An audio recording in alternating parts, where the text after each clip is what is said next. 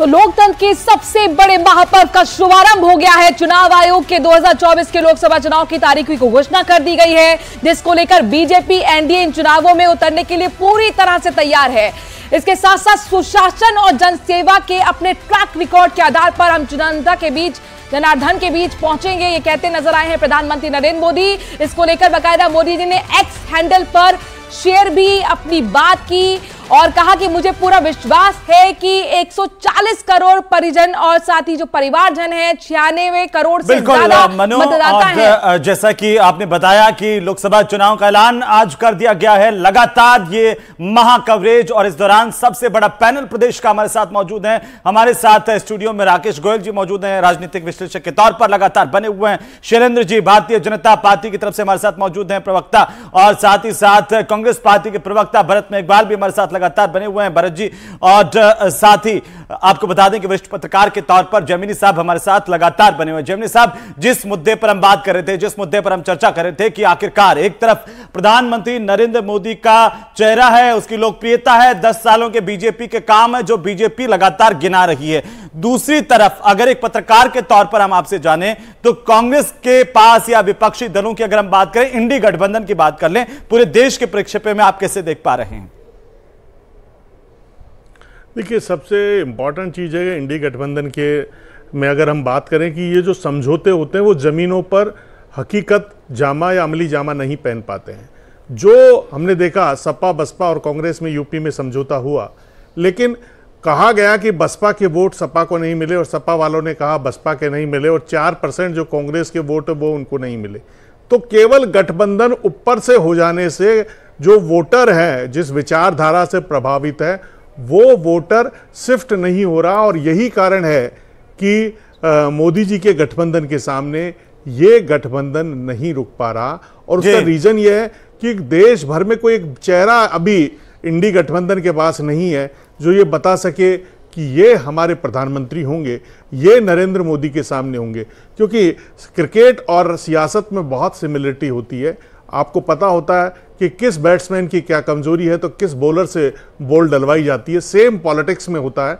आपको पता होना चाहिए कि मोदी के सामने कौन सा ऐसा बेस्ट बॉलर है जो विकेट ले सकता है, जो जनता के मन में बिठा सकता है कि हाँ, इससे अगर बॉल डलाएंगे तो मोदी को अगर आउट भी नहीं करेगा तो कम से कम 1-2 बार डराएगा तो सही, 1-2 बार ऊपर वाली बॉलें तो डालेगा। तो इंडी गठबंधन के पास अभी ऐसा कोई बॉलर वो ढूंढ नहीं पाए हैं। और पश्चिम बंगाल में एक बॉलर था जैमिनी साहब, और उसकी बॉल ममता बनर्जी दीदी जो लगातार वो भी अलग हो गए जी, वो भी अलग हो गए। और उन्होंने तो ये कह दिया कि 40 सीटें जीतेगी कांग्रेस। तो कांग्रेस के साथ कोई दुर्भाग्य जुड़ा हुआ है कि जो जुड़ता है वही धोखा कर देता है। किस पर यकीन करें? फरेबियों की लंबी सूची है, आम आदमी के साथ दोस्ती की और आम आदमी ने पंजाब में गच्चा दे दिया। तो दिक्कत यह हो रही है कि कांग्रेस के साथ कोई आदमी ज्यादा देर तक वफादारी ज्यादा निभा नहीं रहा। भरत जी, सवाल यही है कि आपके नेतृत्व पर आपके नेताओं को ही भरोसा नहीं है, तो आखिरकार जनता के बाद कैसे जाएंगे, कैसे विश्वास दिलाएंगे कि हमें वोट दीजिए जब आपके नेताओं को आपके नेतृत्व पर भरोसा नहीं? देखिए, पहले मैं इंडिया गठबंधन की बात कर लूं।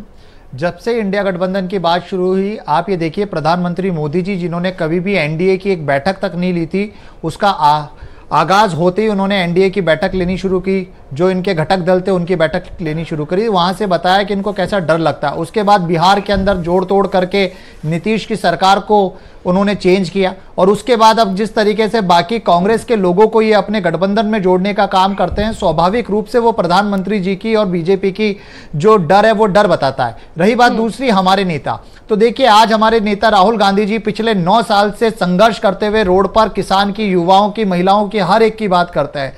ये ऐसे नेता है जिन्हें खुद आप देखिए कि एक सबसे बड़े शो में ये बात कही गई थी कि अगर प्रधानमंत्री मोदी जी सिर्फ 2 चुनाव भी हार जाए ना तो वो इस तरह से संघर्ष करना बंद कर देंगे। लेकिन ये राहुल गांधी जी उनका पेशेंस है। नेता क्यों छोड़ के जा रहे हैं? सवाल ये है, एक लंबी फहरिस्त है, मालवे से मिर्जा से शुरू हुई थी, भी आपको ये बात कही कि 2014 से पहले करण सिंह यादव। ठीक है, मैं आपके पास आऊंगी सर, मुझे जाना होगा श्रीगंगानगर।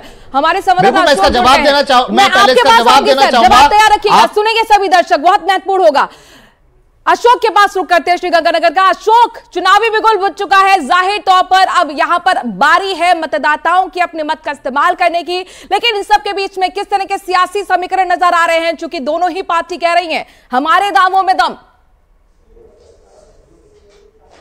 देखिए मनु, श्री गंगानगर लोकसभा सीट पर 19 अप्रैल को यानी कि पहले फेज में चुनाव होना है और पहले फेज के चुनाव के लिए श्री गंगानगर लोकसभा सीट के लिए न केवल भाजपा ने बल्कि कांग्रेस ने भी दोनों ही उम्मीदवारों की घोषणा नहीं की है।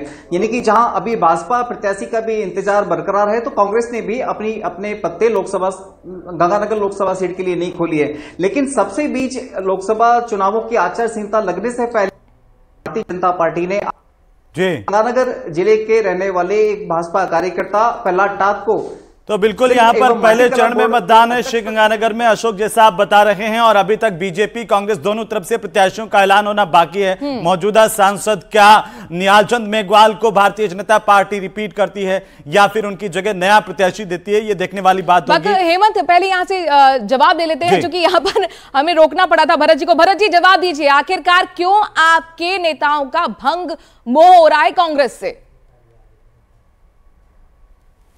यादव जी की बात की है, वही राजेंद्र यादव जी है जिनके ऊपर बार बार ईडी और सीबीआई का छापा पड़ा, जब उनका स्टेटमेंट था कि मैं झुकूंगा नहीं, मैं कभी भी भारतीय जनता पार्टी में नहीं जाऊंगा। इससे पूर्व भी मैंने ये बात कही कि 2014 में जिस तरीके से भारतीय जनता पार्टी सत्ता में आती है और उसके बाद ईडी और सीबीआई का दुरुपयोग करती है, जिसका परिणाम हमें इलेक्ट्रोल बॉन्ड के माध्यम से भी देखने को मिला। जब ये डिस्क्लोज हुआ उसके बाद जाकर ये नेता जा रहा है। लेकिन भरत जी, ईडी सीबीआई से तो वो खड़गे साहब कुछ बोल रहे हैं, उनको सुन लेते हैं। Impartially, there should be level playing ground that will help the country and real democracy. The spirit of real democracy should be shown. Sir, he has chosen your constituency as first political rally, sir, Kalburgi, on the same day. Okay. In democracy, we can't say you don't come to our constituency when he likes that constituency, or he may be feeling that from North Karnataka, he wanted to start from Kalyan, Karnataka. That's why he might have chosen. ಅದನ್ನ ನಾನು ಹೇಳದಲ್ಲ, ಈಗ 2.5 ತಿಂಗಳ ತನಕ election process ನಡೀತಾ ಇರ್ತದೆ। ಇದ್ರ तो मल्लिकार्जुन खड़गे को आप देख रहे, सुन रहे हैं, और इसी बीच उनकी प्रतिक्रिया, और लगातार मेहमान हमारे साथ बने हुए हैं। मैं एक बार राकेश गोयल साहब आपके पास आ जाता हूं। मल्लिकार्जुन खड़गे ने विश्वसनीयता की बात की। आज चुनाव आयोग जो है, उन्होंने भी, मुख्य चुनाव आयुक्त ने अपने शायराना अंदाज से समझाया कि ईवीएम जो है वो पूरी तरह से जो है निष्पक्ष और चुनाव करवाने के लिए और पूरी तरह से तैयार है, उसमें किसी तरह की छेड़छाड़ नहीं हो सकती है। फिर भी क्या तमाम राजनीतिक दलों के जो सवाल है ईवीएम को लेकर के, वो अब रुक पाएंगे?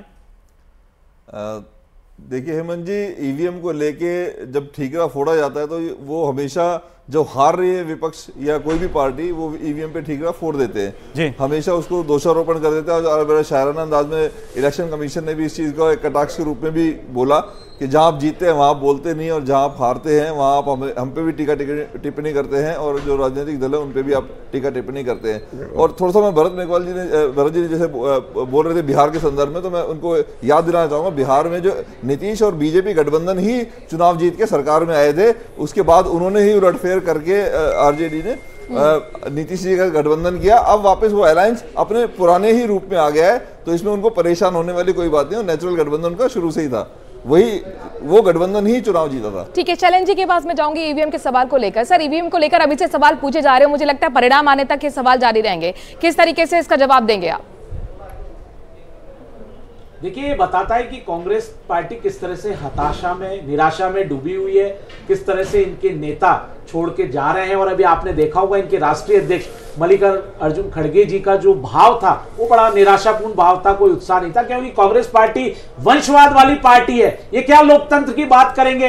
आप देखिए, सिर्फ एक परिवार को बचाने के लिए पूरी पार्टी चल रही है, वो भी वंशवाद, भ्रष्टाचार और तुष्टीकरण, ये 3 मुद्दों पर कांग्रेस पार्टी की नींव रखी गई थी और आज तक वो जारी है। ये ना कार्यकर्ताओं का सम्मान करते हैं, ना नेताओं का सम्मान करते हैं, और जहां सही बात कही, जहां इनकी जीत होती है वहां ईवीएम अच्छी हो जाती है, जहां हारते हैं वहां ईवीएम पे दोष मर देते हैं। ये तो माननीय सर्वोच्च न्यायालय तक ने कह दिया। ठीक है, विपक्ष के और भी सवाल आपके पास में होंगे, लेकिन इस बीच बड़ी खबर जयपुर से आ रही है। दर्शकों को बता दें कि चुनाव के ऐलान से पहले प्रदेश में नियुक्तियां बढ़ी हैं। राज्य जीव जंतु कल्याण बोर्ड के अध्यक्ष जसवंत बिश्नोई होंगे। सीआर चौधरी राजस्थान किसान आयोग के अध्यक्ष होंगे। प्रेम सिंह बाजोर सैनिक कल्याण सलाहकार समिति के अध्यक्ष होंगे। इसके साथ साथ राजेंद्र नायक राज्य अनुसूचित जाति आयोग के अध्यक्ष होंगे। तो बड़ी खबर नियुक्तियों को लेकर जानकारी दे दें। चुनाव के ऐलान से पहले प्रदेश में बड़ी नियुक्तियां हुई हैं। तो आचार संहिता के लागू होने से पहले बड़ी घोषणा की गई है राजस्थान सरकार की तरफ से। आपको बता दें कि राज्य जीव जंतु कल्याण बोर्ड के अध्यक्ष बनाए गए जसवंत बिश्नोई, और साथ ही साथ सीआर चौधरी को भी जिम्मेदारी मिली है राजस्थान किसान आयोग के अध्यक्ष के तौर पर। प्रेम सिंह बाजोर पहले भी एक बार सैनिक कल्याण सलाहकार समिति के अध्यक्ष रहे हैं, एक बार फिर से उनको वही जिम्मेदारी वापस दी गई है। राजेंद्र नायक नया नाम है, राज्य अनुसूचित जाति आयोग के अध्यक्ष बनाए गए हैं। ये एससी आयोग के अध्यक्ष का भी ऐलान किया गया, किसान आयोग के अध्यक्ष का भी ऐलान किया गया। सीआर चौधरी नागौर से आते हैं, सांसद रहे हैं, और उनको ये जिम्मेदारी दी गई है किसान आयोग की। साथ ही राजेंद्र नायक को जिम्मेदारी मिली है राज्य अनुसूचित जाति आयोग की।